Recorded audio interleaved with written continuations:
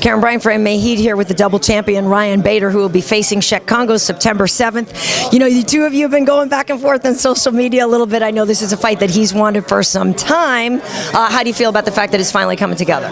It's good. You know, when you have the belt, you got to get used to that. People are going to try to call you out, get their title fight, you know, and I don't blame them. We had fun with it a little bit, but I feel good about this fight, you know. Went through the heavyweight tournament, and obviously a highlight of my career in beating Fedor, winning that tournament, being a double champ. But now we're right back to the drawing board, you know, and I'm not complacent. I had fun doing that tournament. I had, you know, fun winning the heavyweight championship, but now it's time I have a new goal: defend the heavyweight and defend the light heavyweight. So that was pretty entertaining. We were at that fight, the Fedor Bader. It was just so fun to say. Like, I just loved saying that all day. But you know, people talk about fighting their idols or fighting heroes or fighting people they respect so much. What was it really like staring Fedor down across the octagon?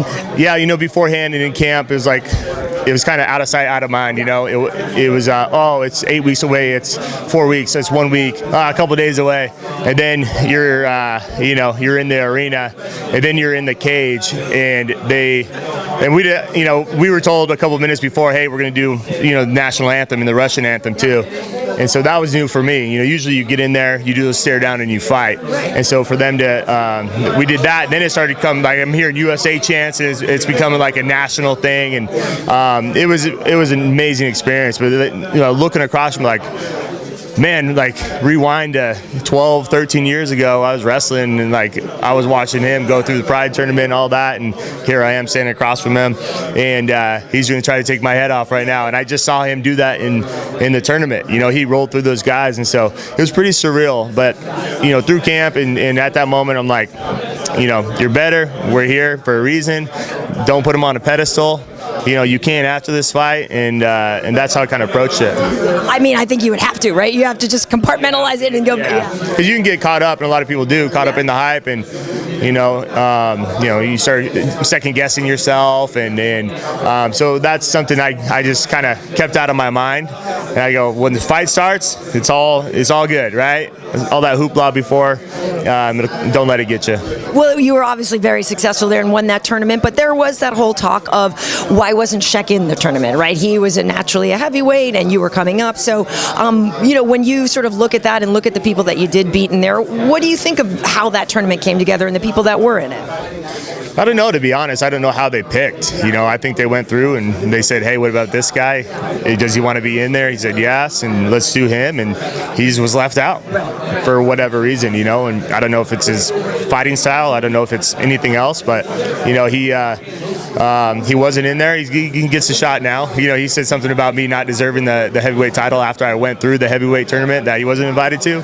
You know, so I don't make much of it. It's a contender on the tail end of the tournament for me to have, you know, because if he was in there, if he was out, you know, who else do I got? You know, so he's on an 8-fight winning streak. He's doing well. Tough test for me. You know, big true heavyweight. So I'm looking forward to it, just like I was looking forward to coming into this heavyweight tournament. Yeah, I was going to say he is still dangerous. You just mentioned it. He's been winning.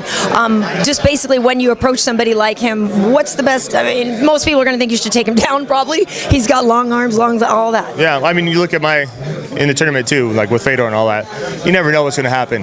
And my approach is not always, oh, I'm fighting a striker, I'm going to take him down. You know, he might be a technically better striker than me, but this is MMA, you know. And so how you approach that fight, you know, you go back, you watch the films, you do all that, you know. And if you look at our opponents, or last 10 opponents or whatnot, it's shockingly different, you know.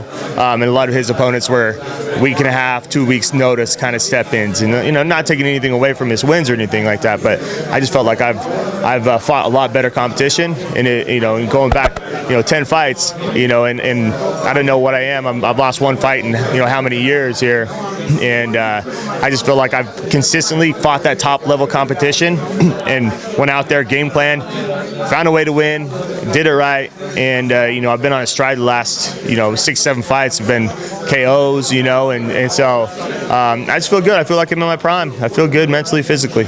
And lastly, before I get out of here, after you won the tournament, there was talk of the double champion. There's talk of, DC, obviously, we know, made it to double champion as well. That's kind of one fight that eluded you when you guys weren't in the UFC together at the same time. And, do you think the possibility of a crossover fight ever really could happen? I think it could. It's the right people getting together. It all depends on the organization, right?